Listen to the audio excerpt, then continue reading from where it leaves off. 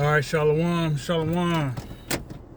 First and foremost, as always, I'd like to give all praise, honor, and glory unto Yahweh, Bahasham, Yahweh Shai, Bahasham, Rachah HaKodash. Double honors unto the apostles and elders of Great Millstone who rule well. Salutations to you sincere, hopeful, elect Akim that push the word of Yahweh, Bahasham, Yahweh Shai in spirit and in truth. Coming back at you with another lesson. And in this lesson, I want to get into the helinization of the Israelites. Okay. And you know, the scriptures or the time period in which Hellenization took place for the nation of Israel is what scholars call the intertestamental period.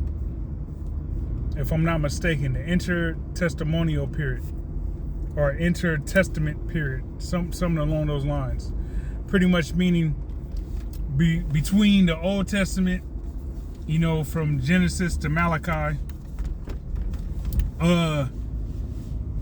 So from Malachi to the book of Malachi to the book of Matthew.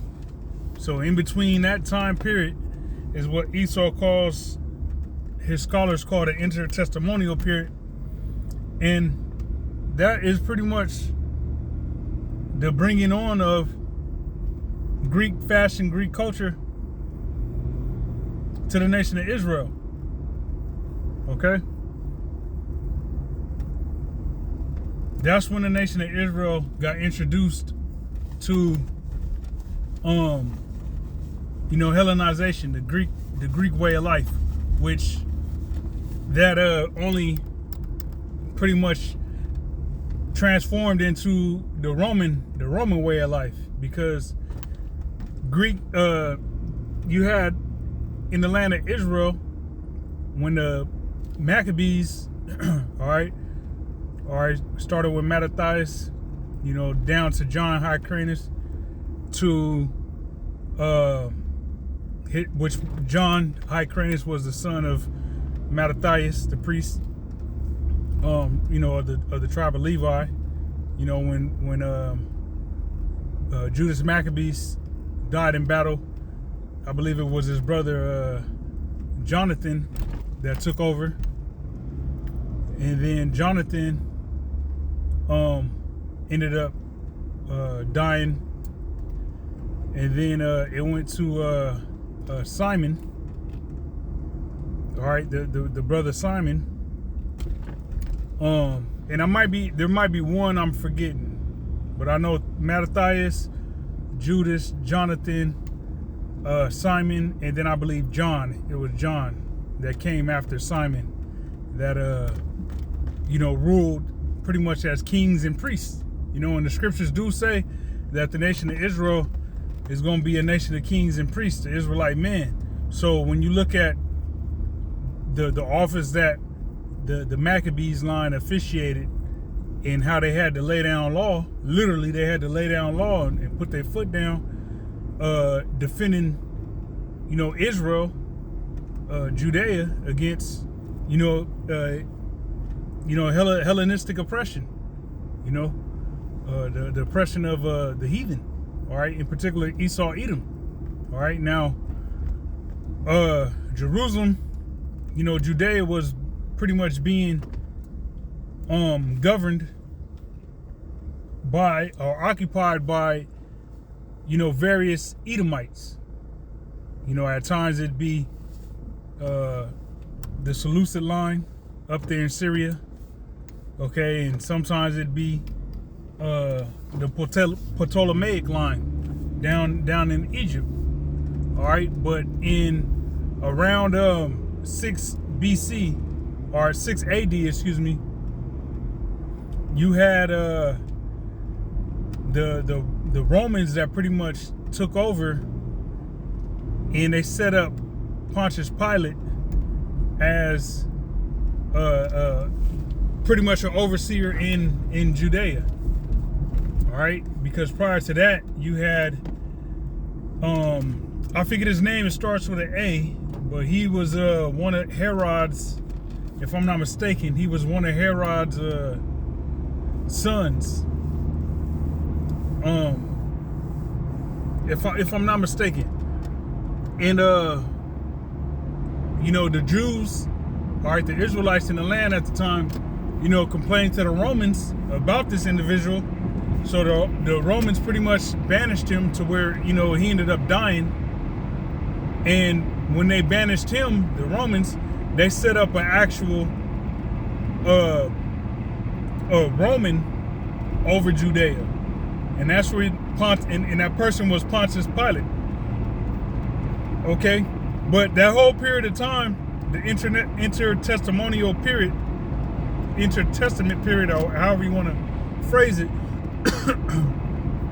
that time period is when heavy persecution was upon the Israelites in Judea.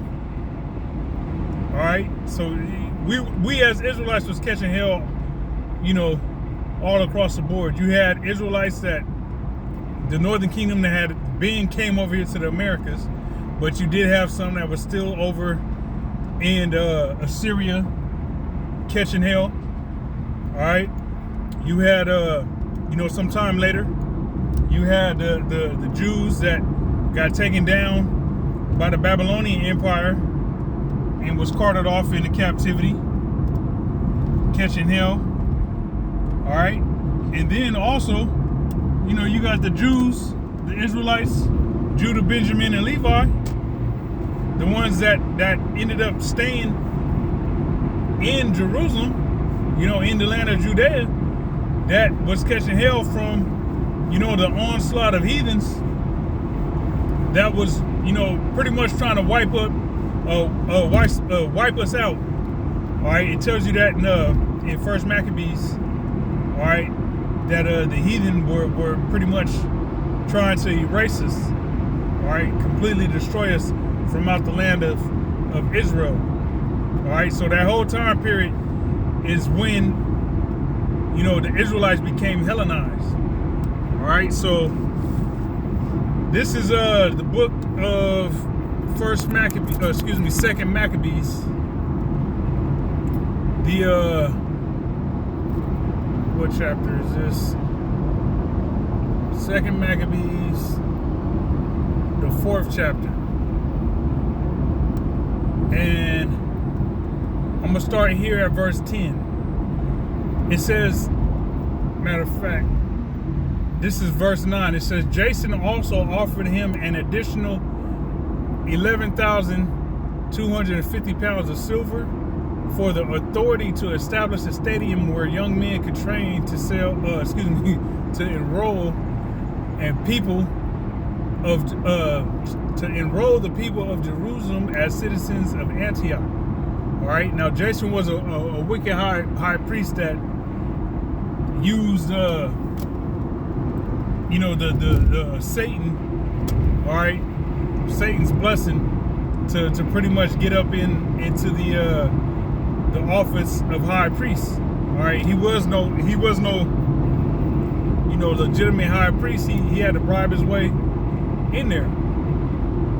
Okay, but him being so wicked, here you are, the high priest supposedly, but you are offering money to Edomites to have fellow Israelites become known as pretty much heathen. Okay, no high priest in their right mind would do that. Okay, verse 10, it says, the king gave his approval, and just as soon as Jason took over the office of high priest, he made the people of Jerusalem change to the Greek way of life. All right, so not only did you have the heathen attempting to force their customs on Israelites, you had Israelites that willingly participated, in particular, you know, the high priest Jason, that participated in making Jakes follow the heathenish way of life, man. Okay, so Jake was catching hell on all sides, to where you see how the role of the Maccabees was so important, because they were fighting for, you know, the right to follow the customs of Yahweh Ba'Shem Yahushai, when not only the heathen but also Israelites, all right, in prominent positions and high positions, were dead set on forcing Israelites to pretty much abandon the laws, statutes, commandments, the ways of righteousness, and be conformed to the heathenish way of life, okay? Which is completely against what the scriptures lay out for us as Israelites to be affiliated with, to be practiced in, all right, so on and so forth, okay? Continuing on,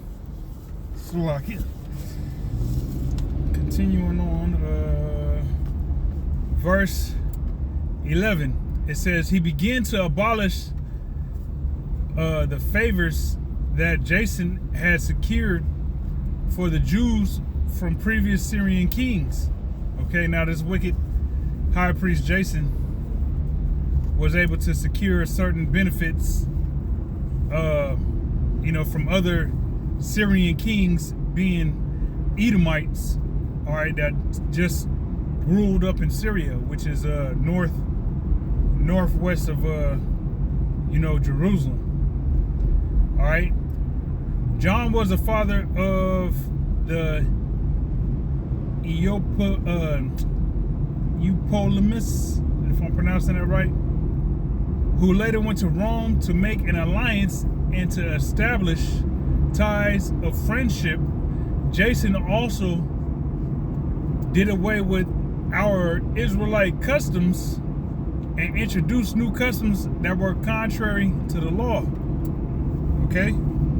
So once again, you got Jason introducing customs to the Israelites that was contrary to the law, statutes, commandments, to the way of life that was given us from the Heavenly Father, all right, by way of the law of Moses.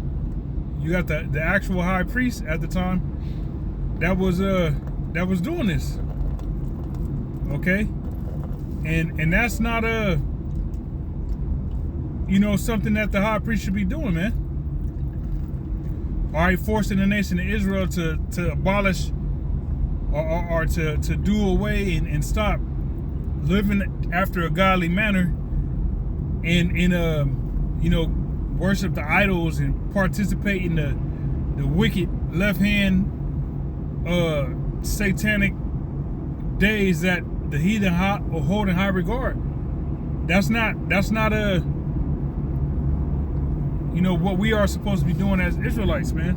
All right, the same stuff you see happening here in Babylon.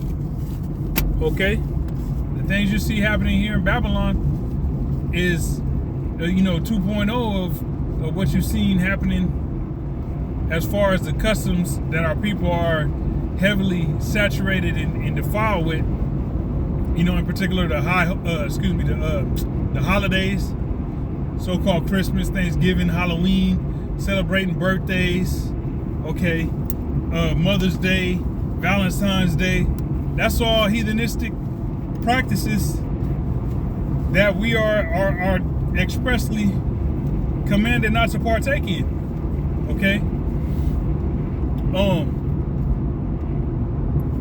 Continuing, let me see, verse 12, it says, with great enthusiasm, he built a stadium near the Temple Hill and led our finest young men to adopt the Greek customs of participating in athletic games or athletic events.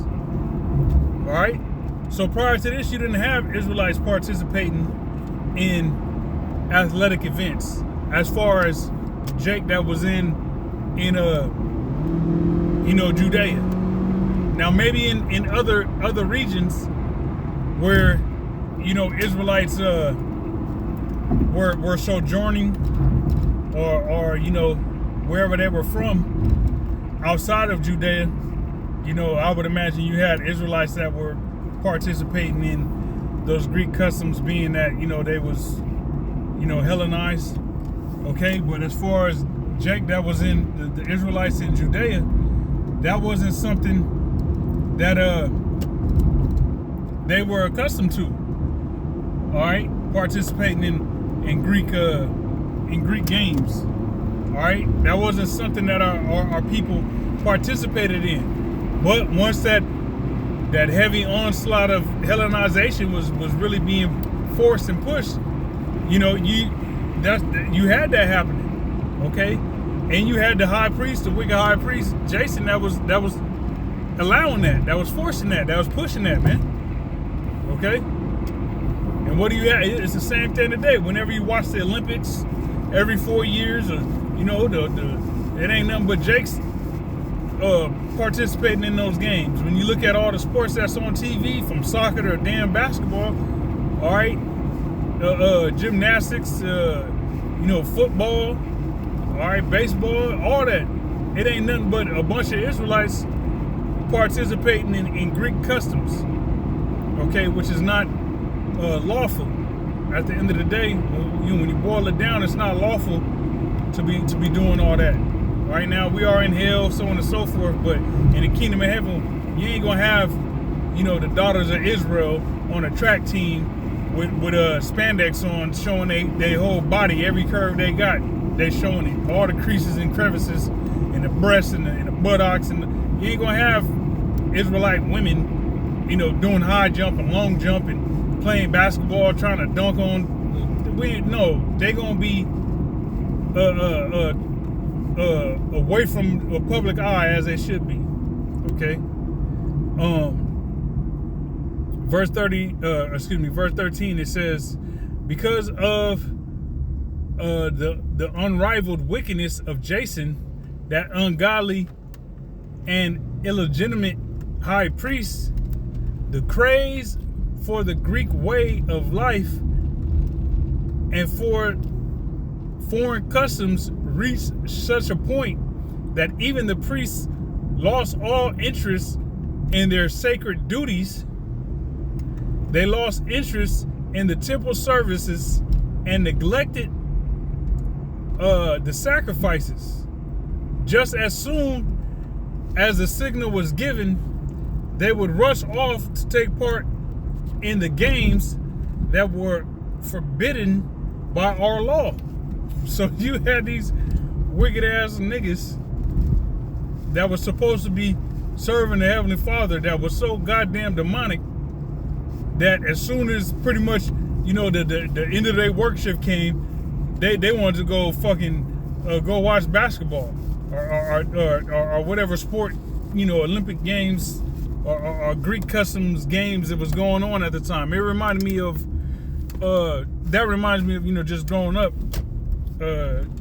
in church. You know, you got the during football season, the pastor and all that, they want to hurry up and get people out of church, you know, in church early so they can go watch the goddamn football game.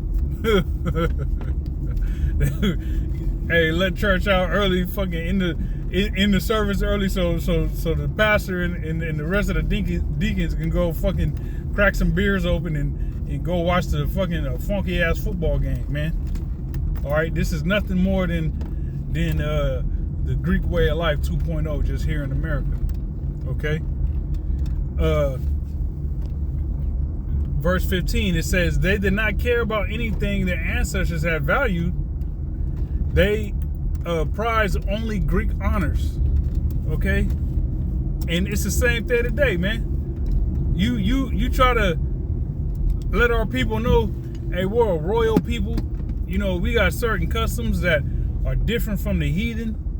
Okay. In the eyes of the Heavenly Father, this is considered righteous. This is considered you know, honorable. Okay. Living godly, so on and so forth. That's honorable. That's righteous. But you got our people that don't give a fuck about that. You know, they care more about you know, what Esau thinks is holy. You know, what Esau considers righteous. Our people are more concerned with that than keeping the law, statutes, commandments of Yahweh Hashem Shai to the best of their ability, and really, having faith. All right, believing in the right power. Okay, that's honorable in the eyes of Yahweh Hashem Shai. Okay, knowing and calling upon Him. All right, but our people, they don't see it like that.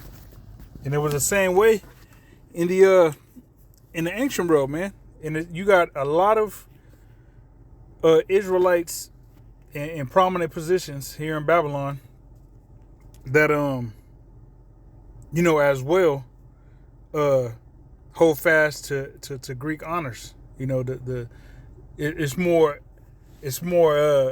appealing for them to receive honors from Esau, Edom, all right, from the government, things of that nature, versus waiting to receive that honor and that glory from Yahweh Shem Shai. Okay.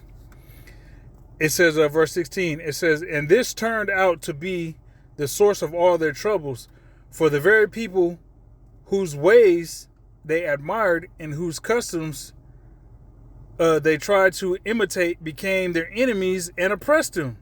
So here it is, you trying to kiss Esau's ass, participate in his customs and way of life, and they still hate you and they still oppress you. All right, and you got Israelites that find themselves in that situation today. All these Israelite groups, IUIC, ISUPK, going along with certain doing podcasts, rubbing elbows with Edomites and marching and doing certain things that are required when you have a 501c3 charter. That's you trying to imitate the enemy, but in all actuality, you are becoming more and more oppressed. Okay. It says, verse 17, it is a serious thing to disregard the Most High's law, as you will see from the following events. Okay, and it continues, but I'm gonna leave that there. Now let me jump to John 7, and I'm gonna start at 33. Now you got to remember what we just read was how Israel became Hellenized. All right, following the Greek customs. Okay, so when Yahweh Shai appeared on the scene, when you go into some history, you find that the reason why they called Galilee of the Gentiles, the reason why it was referred to as Galilee of the Gentiles, is because pretty much the Jezreel Valley, which is just south of southern Galilee, was a major crossroad for different nations. When armies would pretty much come attack Israel, a lot of times they went through the Jezreel Valley, and that's where the armies of Israel as well as the armies of these other nations met up to fight and duke it out and have battle. Okay, so Galilee pretty much was inhabited by a bunch of heathen at one point in time. Okay, so this is John 7, just giving you that history. John 7 and 33, it says, then said Yahweh Shai unto them, yet a little while I am with you, and then I go unto him that sent me. Ye shall seek me and shall not find me, and where I am, thither ye cannot come. Okay? It says, verse 35, then said the Jews among themselves, whither will he go, that we shall not find him? Will he go unto the dispersed among the Gentiles and teach the Gentiles? Okay. So you had Israelites that knew that was in the land of Israel and Judea, that knew very well that you had Israelites that were scattered amongst the actual Gentiles. All right, that was well known. That was first nature. It was. They knew that. Israel knew that. Okay, so they were saying, was he going to go amongst the actual Gentiles where the other Israelites are scattered? all right, the Israelite foreigners being scattered amongst the actual Gentiles, is Yahushua going to go amongst those and teach the Israelite foreigners? That's what they were asking. Okay, and they knew this because Hellenization was so prevalent for the Israelites. Just how today, us brothers that's in the truth, we go to the mall, or you go to grab something to eat, you go to the gas station, you go to the grocery store, and you just see these niggas with dyed hair and big ass gauges in their ears, and they dressed all weird and wearing weird ass clothes and pants tight as hell, all right, weird ass shoes, and a bunch of tattoos. You know it's an Israelite, but he's in a Gentile heathenistic custom, all right, mentally and physically. So you just write that nigga off as a 2/3 and keep it pushing, okay? So that what we see today is 2.0 of what we seen in the ancient realm, man. and the Jews around Israel, all right, that were actually keeping the laws, the circumcision, that were keeping the laws as best they could. They knew that there was Israelites that were scattered all over. Okay. Now continuing to my next precept, this is 1 Peter 4 and verse 3. It says, actually, let me start at 1. It says, for as much then as the Mashiach has suffered for us in the flesh, arm yourselves likewise with the same mind, for he that has suffered in the flesh has ceased from sin. All right. So this walk is it's a battle. All right, that's gonna play on your mental and your physical. Okay. Verse 2, it says that he no longer should live the rest of his time in the flesh to the lust of men, but to the will of the Most High. Okay, so when you come into this truth and you're illuminated, you ain't supposed to live your life to please the flesh. You're supposed to live your life to please the Heavenly Father. Okay, verse 3, it says, for the time past of our life may suffice us to have wrought the will of the Gentiles. Meaning, before you came into the truth, everything you did that was in line with living after the customs and manners of the Gentiles, let that suffice. Let that be enough. All right, all that wickedness and rebellion that you participated in, being in the Gentile state of mind before you knew the truth, let that in there. Okay, let that suffice. Okay, it says, when we walked in lasciviousness, lust, excess of wine, revelings, banquetings, and abominable idolatries. All right, wherein they think it strange that you run not with them to the same excess of right, speaking evil of you. All right, so when you come out of that way of life and you start walking after the ways that please Yahweh Shem Yahushua, your friends and your family are gonna look at you like you crazy. Start talking about you behind your back, saying you crazy, or that nigga, he in a cult, this, that, and the third. But hey, let it be what it is. Let them do that. All right. In the end, they're gonna see that you had it right the whole time. Okay. But these precepts prove that you had Israelites, that lived after the manner of the heathen and were considered actual Gentiles. All right, but in all actuality, they were simply, lost Israelites. And a lot of them came back to the worship of Yahweh Shem Yahushua through the preaching of the gospel. All right, so the Hellenistic period, that's a very important time to study about, and that through the Spirit, that's what us brothers up here in Great Millstone Northwest, we've been getting into that the last 2 weeks. All right, and it's very interesting, man, very interesting. But I just wanted to bring that out. Abarat Azadis has been edifying. Till next time, shalom.